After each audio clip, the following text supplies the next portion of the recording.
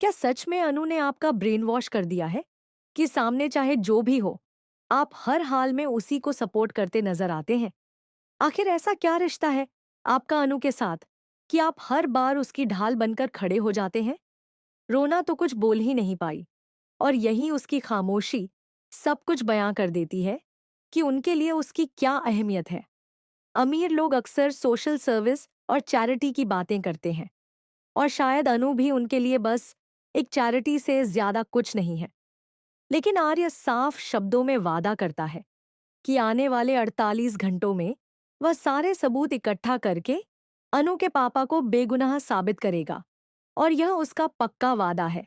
मगर अनु इस बार किसी सहारे, किसी दिलासे या किसी वादे की मोहताज नहीं बनना चाहती और दो टूक कह देती है कि वह अपने दम पर अपने पापा को इनोसेंट साबित करके रहेगी।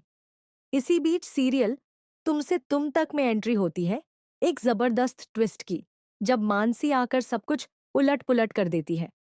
गोपाल जी जब सारा इल्जाम खुद पर ले लेते हैं तो आर्य को यकीन नहीं होता, क्योंकि उसके हिसाब से इंसान का चेहरा और उसका स्वभाव बहुत कुछ बता देता है।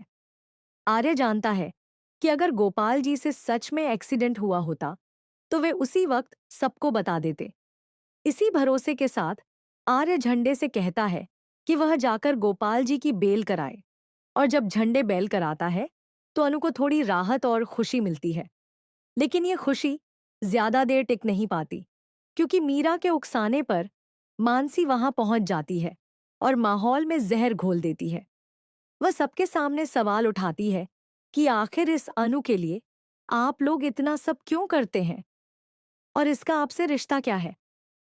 जब कोई जवाब नहीं देता तो मानसी सीधा अनु के पास जाकर उसे ताना मारती है कि अमीर लोग बहुत चैरिटी करते हैं और वह भी बस उन्हीं की एक चैरिटी है।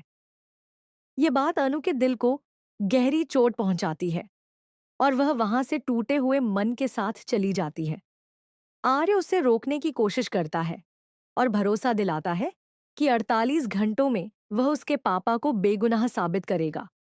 लेकिन अनु साफ कह देती है कि उसे अब किसी की जरूरत नहीं है और वह खुद ही सब संभालेगी।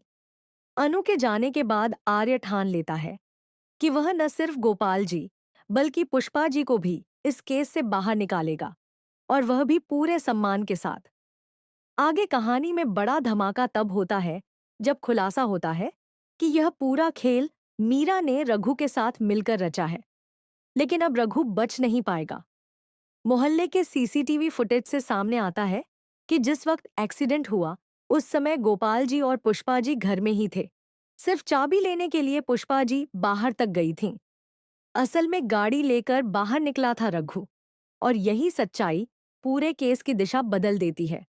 आर्य अब रघु को छोड़ने वाला नहीं है, लेकिन रघु पहले ही गायब हो चुका है, जिससे फिलहाल मीरा बच निकलती है। मगर आने वाले एपिसोड्स में उसका बुरा वक्त शुरू होने वाला है, क्योंकि अब अनु और मीरा आमने सामने होंगी। अनु को शक होने लगता है कि मीरा मैडम हर बार कुछ न कुछ गड़बड़ करके उसे और उसकी फैमिली को फंसाने की कोशिश करती है, और इस बार वह चुप नहीं बैठेगी। अब सवाल यही है कि क्या अनु और आर्य मिलकर मीरा को उसके की सजा दिला पाएंगे, या फिर मीरा एक बार फिर बच निकलेगी। आने वाले धमाकेदार ट्विस्ट को लेकर आप कितने एक्साइटेड हैं, हमें कमेंट बॉक्स में जरूर बताएं। और ऐसी ही लेटेस्ट खबरों से जुड़े रहने के लिए हमारे चैनल को सब्सक्राइब करना न भूलें।